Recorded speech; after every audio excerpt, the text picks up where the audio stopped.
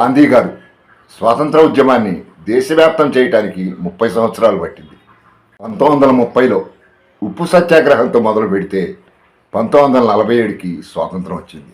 1951లో జనసంఘ్ పెడితే 1977లో జనతా పార్టీగా మారి 1980లో భారతీయ జనతా పార్టీగా మారింది. 1984లో 2 సీట్లు ఉన్న భారతీయ జనతా పార్టీకి సంపూర్ణ అధికారం రావడానికి 2019 వరకు సమయం పట్టింది. అంటే 35 సంవత్సరాలు. ప్రచారాలు, ఆర్భాటాలు, ఉద్వేగాలు, బెదిరింపులు, బ్లాక్మెయిల్లు ఎల్లకాలం కలిసి రావు. మానస సరోవరంలో ఉండే హంసను భూమి మీద చూసిన వారు అది కొంగానుకుని రాళ్ళు రువుతారే కానీ అది హంస, దానికి పాలను నీళ్లను వేరు చేసే మహత్తర గుణం ఉందని తెలుసుకోలేరు. అలాగే జనసేన అధినేత శ్రీ పవన్ కళ్యాణ్ గారి గుణాల గురించి కూడా తెలుసుకోలేక వైసీపీ నాయకులు చాలామంది బాధిస్తున్నారు. పవన్ కళ్యాణ్ గారిలోని సామాజిక స్పృహను, మానవత్వాన్ని వేరు చేసి కేవలం పవన్ కళ్యాణ్ గారి వ్యక్తిగత జీవితం గురించి మాట్లాడటం అంటే సహారాలో బంగారం వెతకటం లాంటిదే. కాబట్టి పవన్ కళ్యాణ్ గారు చేసిన దాన ధర్మాలు కొన్నైనా ప్రస్తావించక తప్పదు. కలియుగ దానకర్ణుడు పవన్ కళ్యాణ్ గారు చేసిన కొన్ని దానాల గురించి మీకు వివరిస్తాను, కాస్త ఓపికగా వినండి. నటనలో తనకు శిక్షణ ఇచ్చిన గురువు సత్యానంద్ గారికి వ్యక్తిగత అవసరాల కోసం 2 లక్షల రూపాయలు అడగకుండానే ఆర్థిక సాయం చేశారు. 1998లో వీసీఆర్ అనాథాశ్రమానికి తన తొలి ప్రేమ సినిమా రెమ్యునరేషన్లోంచి 1 లక్ష రూపాయలు ఆర్థిక సాయం చేశారు. 1998లో షూటింగ్లో చనిపోయిన వ్యక్తి కుటుంబానికి 1,50,000 రూపాయలు ఆర్థిక సాయం చేశారు. 1999లో కార్గిల్ వార్ సైనికుల సంరక్షణ కోసం 1 లక్ష రూపాయల ఆర్థిక సాయం చేశారు. 2005లో సునామీ బాధితులకు ఆర్థిక సాయం అందించారు. తెల్సా సినిమా సమయంలో క్యాన్సర్ సోకిన పిల్లలకు ఆర్థిక సాయంతో పాటు వైద్య ఖర్చులు కూడా అందించారు. బంగారం సినిమా సమయంలో చిన్నపాకు గుండె ఆపరేషన్ కోసం 3 లక్షల రూపాయల ఆర్థిక సాయం చేశారు. అనారోగ్యంతో చనిపోయిన వెంకటేష్ అనే అభిమాని కుటుంబానికి 7 లక్షల రూపాయల ఆర్థిక సాయం చేశారు. కిడ్నీ వ్యాధితో బాధపడుతున్న సురేష్ అనే అభిమానికి 2 లక్షల రూపాయల ఆర్థిక సాయం అందించారు.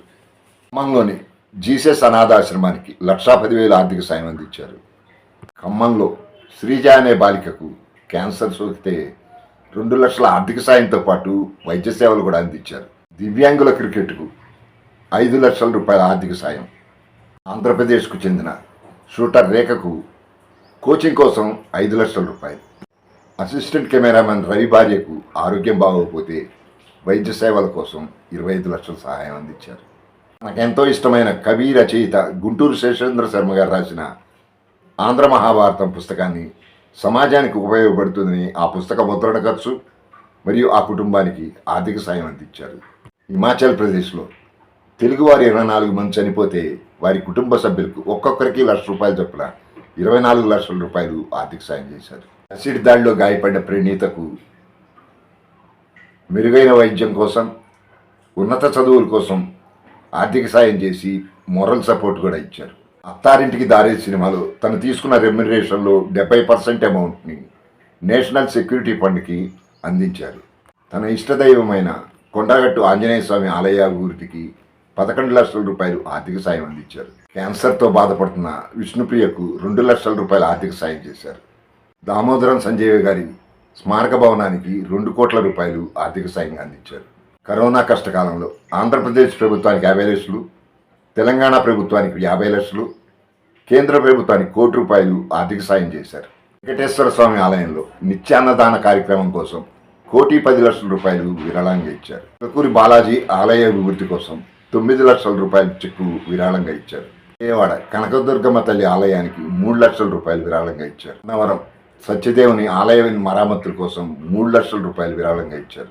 Pawan Kalyan learning centre for human excellence ద్వారా పేద విద్యార్థులకు ల్యాప్టాప్లు, వారి చదువులకు లక్షల్లో విరాళంగా ఇస్తున్నారు.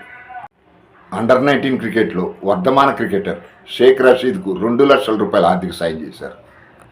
తమిళనాడులో వరదలు సంభవించినప్పుడు తన వద్ద ఉన్న బెంజ్ కార్డు అమ్మి 2 కోట్ల రూపాయలు తమిళనాడు ప్రభుత్వానికి ఆర్థిక సాయం చేశారు. క్రీడాకారుడు సురేష్ రైలు యాక్సిడెంట్ అయితే 5 లక్షల రూపాయలు ఆర్థిక సాయం అందించారు. 2012లో వచ్చిన ఉత్తరాఖండ్ వరదలకు 20 లక్షల రూపాయలు ఆర్థిక సాయం చేశారు. 2015లో హుద్హుద్ తుఫాను వచ్చినప్పుడు 50 లక్షల రూపాయలు ఆంధ్రప్రదేశ్ ప్రభుత్వానికి విరాళంగా ఇచ్చారు. వైద్య కళాకారుడు కిన్నెర మొగలైకు 2 లక్షల రూపాయల ఆర్థిక సాయం చేశారు. ఇసుక కొరతతో ఆత్మహత్య చేసుకున్న తాపీ మేస్త్రి బ్రహ్మాజీ కుటుంబానికి ₹1,00,000 ఆర్థిక సాయం చేశారు. హిమాచల్ ప్రదేశ్లో తెలుగువారు 24 మంది చనిపోతే వారి కుటుంబ సభ్యులకు ఒక్కొక్కరికి ₹1,00,000 చొప్పున 24 లక్షల రూపాయలు ఆర్థిక సాయం చేశారు. పార్టీ ఆవిర్భావ సభకు స్థలం ఇచ్చిన ఇప్పటం గ్రామ పంచాయతీకి 50 లక్షల రూపాయల ఆర్థిక సాయం చేశారు. రోడ్డు విస్తరణ పేరుతో జనసేన సభకు స్థలం ఇచ్చారనే కారణంతో నష్టపోయిన కుటుంబాలకు ఒక్కో కుటుంబానికి ₹1,00,000 ఆర్థిక సాయం చేశారు పవన్ కళ్యాణ్ గారు.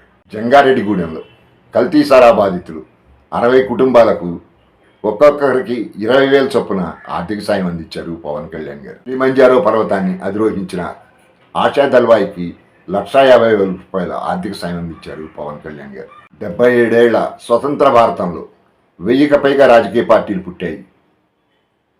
ఏ పార్టీ కూడా కార్యకర్తల గురించి ఆలోచించలేదు. మొట్టమొదటిసారిగా తన కార్యకర్తలకు 5 లక్షల రూపాయల బీమా ఇన్సూరెన్స్ కల్పించేందుకు 2 సంవత్సరాలకు గాను 3 కోట్ల రూపాయలు ఇన్సూరెన్స్కు జమ చేశారు పవన్ కళ్యాణ్ గారు. దేశంలో ఎంతోమంది కౌలు రైతులు, చిన్న సన్నకారు రైతులు చనిపోతూనే ఉన్నారు. ఆంధ్రప్రదేశ్లో మొట్టమొదటిసారిగా 3,000 మంది కౌలు రైతులు చనిపోయారని చెల్లించి ఒక్కో కుటుంబానికి ₹1,00,000 చొప్పున 30 కోట్ల రూపాయలు ఆర్థిక సాయం అందించారు పవన్ కళ్యాణ్ గారు. చనిపోయిన కౌలు రైతు కుటుంబాల పిల్లలకు చదువుకు అయ్యే ఖర్చు కోసం సంక్షేమ నిధిని కూడా ఏర్పాటు చేశారు పవన్ కళ్యాణ్ గారు. గోదావరి పడవ ప్రమాద బాధితులకు ఒక్కొక్కరికి ₹1,00,000 ఆర్థిక సాయం చేశారు.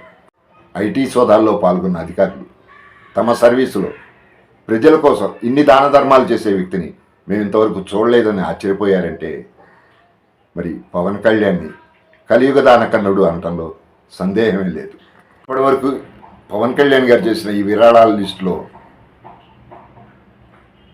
చాలా వరకు గుప్తదానాలుగానే ఆయన చేశారు. ఎక్కడ బహిరంగ ఆయన తర్వాత నేను ఇలా చెక్కులు ఇచ్చాను, విరాళాలు ఇచ్చాను అని చెప్పుకోలేదు.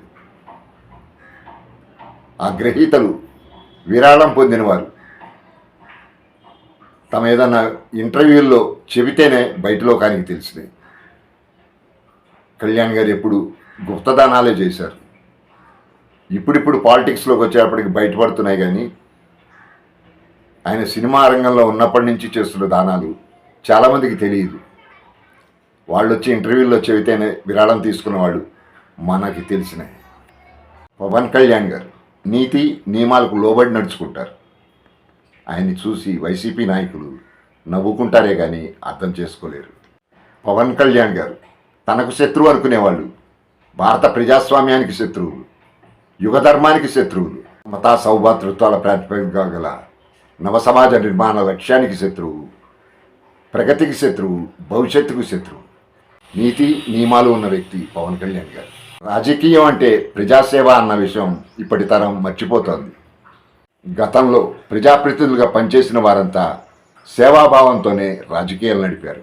తమ ఆస్తులను హారతి కర్పూరాలుగా కరిగించుకున్నారే తప్ప ఏనాడు ఇతరుల ఆస్తుల మీద కన్నేయలేదు. రాజకీయం, నేరం కలగలిసి కాపురం చేస్తున్న కాలంలో మనం ఉన్నాం.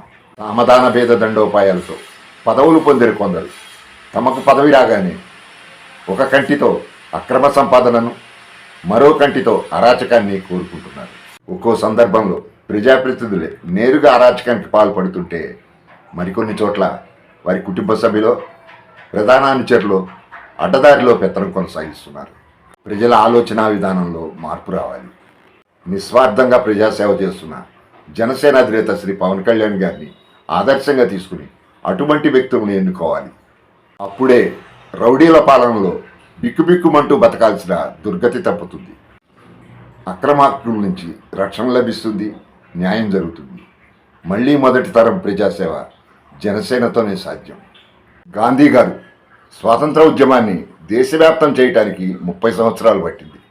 1930లో ఉప్పు సత్యాగ్రహంతో మొదలు పెడితే 1947కి స్వాతంత్రం వచ్చింది. 1951లో జనసంఘ్ పెడితే 1977లో జనతా పార్టీగా మారి 1980లో భారతీయ జనతా పార్టీగా మారింది. 1984లో 2 సీట్లు ఉన్న భారతీయ జనతా పార్టీకి సంపూర్ణాధికారం రావడానికి 2019 వరకు సమయం పట్టింది. అంటే 35 సంవత్సరాలు. ఇంతకాలం ఆర్ఎస్ఎస్ కేడర్ కఠోర దీక్షతో పనిచేశారు, ఫలితం సాధించారు. వాస్తవాలు ఇలా ఉంటే చాలామంది ఇక్కడ ఉదాహరణగా ఎన్టీఆర్ పార్టీ పెట్టిన 9 నెలలకే అధికారంలోకి వచ్చారు కదా అని అంటారు. కావచ్చు, కానీ ఆ రోజు 30 సంవత్సరాలు ఏకఛత్ర అధికారంలో ఉన్న కాంగ్రెస్ పార్టీ మీద ఉన్న వ్యతిరేకతను ఆ సమయంలో ఎన్టీఆర్ గారు పార్టీ పెట్టడం ఉపయోగపడింది. పవన్ కళ్యాణ్ గారు చాలా ప్రాక్టికల్గా ఆలోచిస్తారు. తాను జనసేన పార్టీ పెట్టిన రోజే నాకు 20 సంవత్సరాల సమయం ఇవ్వండి అన్నారు. 10 సంవత్సరాలు గడిచింది. ఓపిక లేని వారు, అత్యాశ ఉన్నవారు, ఇమడలేని వాళ్ళు వెళ్ళిపోయారు.